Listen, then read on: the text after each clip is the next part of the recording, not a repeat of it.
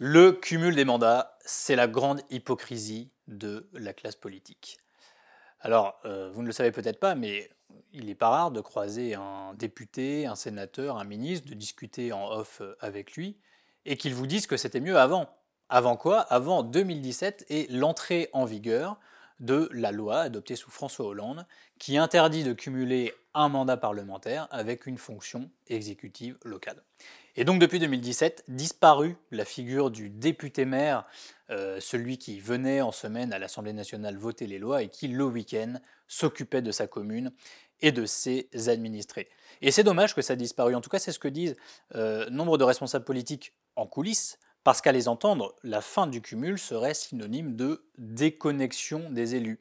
J'en parlais avec une membre du gouvernement qui est aussi élue locale et qui m'expliquait quand Madame Michu te demande pourquoi sa poubelle est ramassée le vendredi et pas le samedi, et bah tu connais les problématiques des vrais gens. Bon, c'est peut-être un petit peu simpliste, mais ça dénote quand même un clivage politique puisque le retour du cumul des mandats, c'est une demande de la droite traditionnelle, mais le débat agite aussi la Macronie.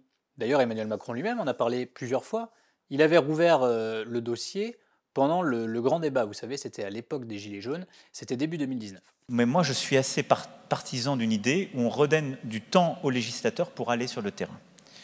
Est-ce qu'il faut en même temps lui permettre de réavoir des mandats locaux, en tout cas dans une certaine proportion, sans être dans des exécutifs de premier plan? Peut-être. Alors le retour du cumul, une partie des ministres sont pour, hein, en général ceux qui ont été élus locaux, d'ailleurs c'est la même chose chez les députés de la majorité. Les alliés du MoDem aussi ont évolué, hein, François Bayrou en privé, alors qu'il avait été un farouche défenseur de la fin du cumul des mandats, explique maintenant: «Je crois qu'on s'est trompé», c'est ce qu'il dit. Mais un clivage existe tout de même, et notamment avec Matignon, puisque une certaine Elisabeth Borne, qui a fait sa carrière dans la haute fonction publique et qui n'a jamais exercé un mandat local, elle n'est pas chaude pour ouvrir le dossier. À Matignon, on explique que ce n'est pas une priorité, qu'il faut plutôt s'occuper du pouvoir d'achat des Français, mais on admet quand même qu'il y a un sujet dans l'entourage d'Elisabeth Borne, notamment sur la représentation des petites communes au Parlement et sur le nécessaire ancrage local des députés.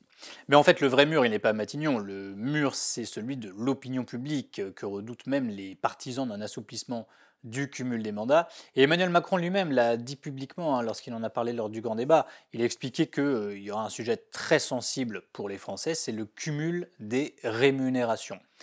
En fait, il y a une solution assez simple qui consiste à écréter, à plafonner ces rémunérations cumulées. D'ailleurs, ça existe déjà pour les élus locaux, hein. Si vous cumulez plusieurs mandats locaux, vous ne pouvez pas toucher plus de 8 700 euros par mois.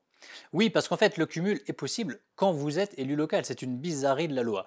Vous ne pouvez pas être député-maire, mais vous pouvez tout à fait être à la fois président de région et président d'une agglomération. Et même en plus, pourquoi pas, premier adjoint ou membre d'un conseil municipal.